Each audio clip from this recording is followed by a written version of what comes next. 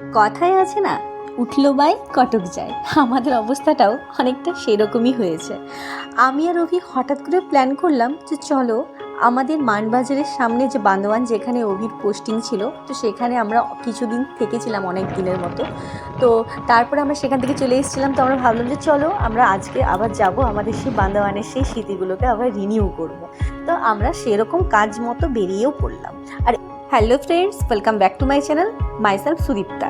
তো চলো আজকের এই মিনি ব্লগ তোমরা দেখতে থাকো। আশা করছি তোমাদের প্রচুর ভালো লাগবে। ভালো লাগলে অবশ্যই একটা লাইক শেয়ার অ্যান্ড সাবস্ক্রাইব করে দিও। আমরা এখন পৌঁছে গেছি বান্দোয়ানে। আর সেদিন প্রচণ্ড বৃষ্টির কারণে রাস্তাঘাটের অবস্থা তো দেখতে পাচ্ছ কীরকম খারাপ। আর এই সব দোকান বাজারগুলো দেখে সব মনে পড়ে যাচ্ছিলো যে তখন এইখানে থাকতাম আর এইগুলো প্রতিনিয়ত আমরা যাতায়াত করতাম। মানে প্রতিদিন আমাদের হয় এখানে কোথাও ডিম কিনতাম, কোথাও সবজি কিনতাম, কোথাও মশলাপাতি কিনতাম। আর এই যে রাস্তাটা দেখতে পাচ্ছি, রাস্তাটা আমাদের ওইখানেই ছিল আমাদের ভাড়া বাড়িটা।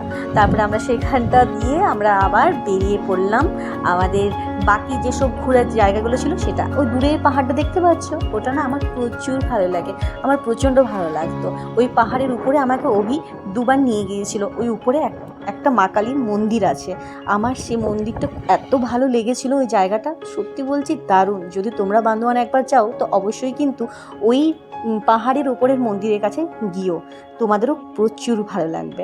তারপরে আমরা বললাম যে চলো একটু আমরা কিছুক্ষণ বসলাম আমরা সেই জায়গাতে যেখানে আমরা বিকেলবেলাতে প্রতিদিন আমরা হাঁটতে এসে পড়ে এইখানটাতেই বসতাম।